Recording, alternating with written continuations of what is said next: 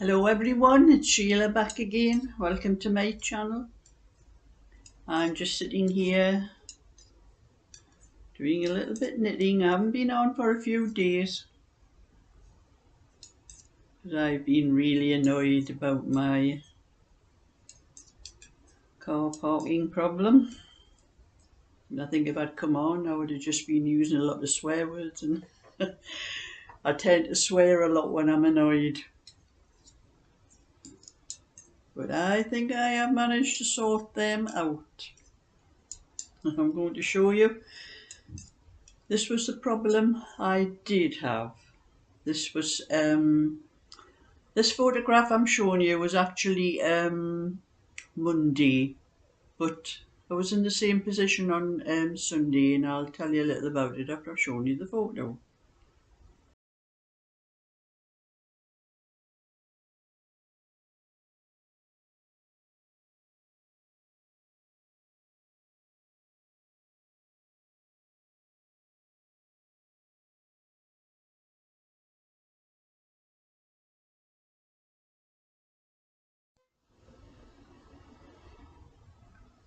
So I was going down my granddaughter's on Sunday, like I usually do, for my Sunday dinner and to see the kids and that. And when I came to get my car, I got it out of the garage and backed it up the drive, but I could see even before I got it out of the garage I wasn't going to get it off the drive. That van was parked. In fact, it was parked a little bit closer than on that photograph. I think he's moved it a little bit since Sunday. But I went and knocked at their door. No answer. I did knock a few times and I banged a few times because I am sure they were in. I never seen her going out. She does go in and out a lot on a Sunday, but I never saw them going out. And I was really annoyed. I think, well, what on earth am I going to do? I can't get my car out there. I thought I was going to have to ring Cheryl up and ask her to come pick me up. And then I thought, oh, I'll ask my next door neighbour, Martin, his name is. I thought if he moved his car, I should be able to get out okay. So that's what I did. I asked Martin, and he was quite nice. He did move. In fact, he drove the car away altogether to make plenty of room for me to get out. And I went out, went to my granddaughter's, and when I came back, had the same problem. I couldn't get into my drive, so I had to park on the green. I was looking at the space that I did have because Martin next door had moved a little bit further back, but he couldn't go too back or he would be blocking the drive for the family next door to him. So he could only go so far back for me, and he had moved a little bit. But I wasn't sure exactly whether there was enough room for me to get through, and I wasn't going to chance it, so I just parked on the green. And that was like that all day Monday. You never moved that van; it stayed there all day. There was cars backwards and forwards her house. No cars parked over her house, over her drives anyway. But that van was parked over was on the very edge of my drive. And it wasn't till late on the Monday night, it was quite dark by this time, that van did go away. And I was sitting working out, and he comes with that van on a Thursday, so he's there Thursday, Friday, Saturday, Sunday and Monday. And I think it's something to do with she's a single mother with a couple of kiddies, and I know she did tell me she works from home, and I know a lot of the cars that come backwards and forwards to my house that park outside my house and not her house, that they're all her customers for what she does, eyelashes and nails and things like that. And then I'm thinking, well, she hasn't got a fella that's a boyfriend, and she must be on this, with some sort of benefit where you can have a boyfriend. He can stay 4 nights a week, I think it is, at your house. But if it's any more than that, her benefit would be stopped and he would have to keep her. So I think that's what's going on there. That's his boyfriend's coming backwards and forwards. But anyway, after he went, I went out and I moved my car, but instead of putting it in my drive or in the garage, I went around the green, came back and parked in front of my house. But I parked it, I left the drive free, because that's for my other next door neighbour. So, because if I parked right onto the drive and if I took up the whole drive and all, he would have difficulty getting in and out because there's always cars parked behind him and he would have trouble getting in and out. So I just parked on the edge of my drive and left enough room for Martin to get in and out when he wanted to be out. And as far as I'm concerned, I'm parked over my own house and that's where my car is going to stay. It'll never be in the garage as long as that girl is living next door to me. And that car is going to be parked outside my house now. It will not be on my drive or on my garage anymore. I am sick to death of being blocked in, and the weather is getting a little bit better. It's not quite as bad as it was. So the only time I think I would ever put it in the garage now is if we're going to have snow. So there's no way I'm clearing snow off my car. But it is staying on the street, and I am parked over my own garden. And like I said, I've left enough room for Martin on my other side for to get his car backwards and forwards in and out if he wants to. And I watched this morning. She hasn't had many cars. I don't think she's had much work the last couple of days. But there was a car come this morning. There was a young woman got out of it. She stood back, looked at my car. Dirty looks at the car, Dirty looks across at my house at the window, and then she slammed the car door shut. Sort of like as though I haven't got any right to park outside my own house. And she went in, and then I think the two of them came out, and they were both looking, and I thought, you can look as much as you like, pet, but what's good for the goose is good for the gander. And I don't know what's going to happen on Thursday night, because that is when this person usually comes to her house. And I usually go to my bingo on a Thursday. So I have a feeling if I'm going to move that car, that his van would probably be parked there when I come back. So I'm not sure I'm actually going to go to bingo on Thursday. I just want to wait and see what happens. But I'm supposed to be at my granddaughter's today.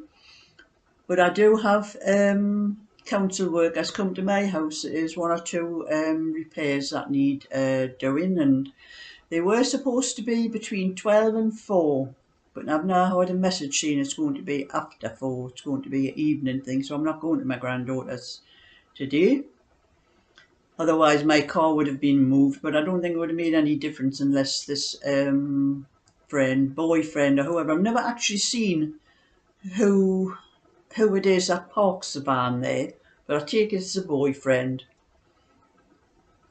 But he doesn't usually come on a Wednesday. But anyway, I'm going to find out what's going on. I'm going to see the council fella. He is coming about a few things, and I'm going to ask them about my drive and if there's anything I can do with it to make it a bit wider.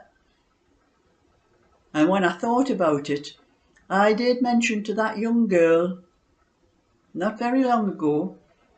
There was a knock at my door one day, and it was a little 2-year-old, her 2-year-old daughter. She was standing at the gate, and it was a 2-year-old daughter with a bunch of flowers. And I thought, oh, well, things are looking up, sort of. And I went up to the gate, and I was busy talking to her. And I did mention to her about people parking on my drive, and that with it being narrow, if they parked too close to the edge of my drive, I wouldn't be able to get out. And I did mention this to her, and the only thing I can assume is she's mentioned that to this boyfriend, and he must be vindictive. That's all I can think. He's decided that I've got no right to tell her friends not to park too close to the edge of my drive. That's the only thing I can think of. There's no other reason for him to be parking where he parks. And it went on not long after I mentioned that to the girl. That was when all this started with this van. But anyway, I am doing a bit of knitting this is, my video keeps going light and dark. This is Daggery's cardigan I'm doing, and I'm back on with my ruler, keeping the space, because I have to do, there is a little pattern on the, you can't see it there. This is on the front edge. This is going to be here on the, it's an edge to edge jacket, but that's going to be do it. So I have to keep my place for this pattern. The rest of it is just knitting straight across. And this is the second time. I was halfway through this front, and I think with me being so annoyed with what's been going on, I was supposed to count 5 sizes along for the size I was doing for Daggery. I only counted 3 and didn't realise. And I'm looking, I thought, that looks very narrow. That wouldn't look like it's even going to fit me. And it's supposed to be to measure at least 44 to 46. And then I realised what I had done. I had to pull it out, and I've started again anyway, and I've got it the right size. I've marked the sizes off on the page now to make sure I don't go onto the wrong one. But I think it was just in my temper and what I had been, what's been going on, and that got me like that. But anyway, I'm going to put that down. But I have been knitting over the weekend, as my screen again's gone bright. This is for a lady. The comments she put on had her name as Paddy, and I didn't know whether it was a man or a woman. But I got from the comments it was a woman, so it's either a husband or a son whose account she's been using. And she's seen the little, I've got a little one like this to sell, but it's only a little for a first size baby one. And she did say, when I was knitting any at the weekend with my oddballs, would I do the same pattern as the little blue one, but to fit a year old. And she also asked if I would do an Air Force blue one as well. So, Helen, this is yours when I get it sewn up. And this is what I've done at the weekend, so I won't be doing anything else to it until this weekend coming, and I'll knit the Air Force blue one as well. But these were ones I was going to put on my shop on eBay. I'm never going to get anything on my shop. Everything I make, I keep selling. But anyway, I have to sew this one up, and then I have to put the bands on the front. But that's for the weekend, that one. So I'm getting on with Daggery's in the meantime. With a bit of luck, I could possibly get this one finished by the weekend, because it hasn't taken too long. It's just plain knitting apart from that little edge, the little border edge for the front. So anyway, that's my little bit. And for Helen, I haven't had time to read a lot of the comments on my YouTube channel thing yet, but this is for Helen. I will answer your comment about how you have to pay for these things that I'm doing that. And if Paddy is your husband, you must be using his account, so you'll have an email in his name. So that's how you have to get in touch with me, through email to let me, and I'll let you know how you have to pay, and I will need your address and everything for to send these. So anyway, that's my little bit for now. On the street, it's a lot easier than coming out of my garage, because I have to back out of my garage, and my garage, where it's parked, it's not a straight line straight up to the edge and out onto the road.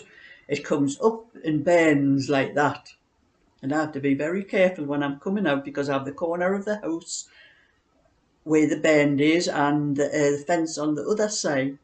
Now it's parked on the road, and all I have to do is just drive away and drive back when I come back. I'd forgotten how easy, because I've had the garage up for an awful lot of years, I'd forgotten how easy it was just to be able to drive straight off the road. So that's my little bit. Thumbs up and subscribe, and I'll catch up with you another time. And I'm not as angry now as I was before, so bye for now.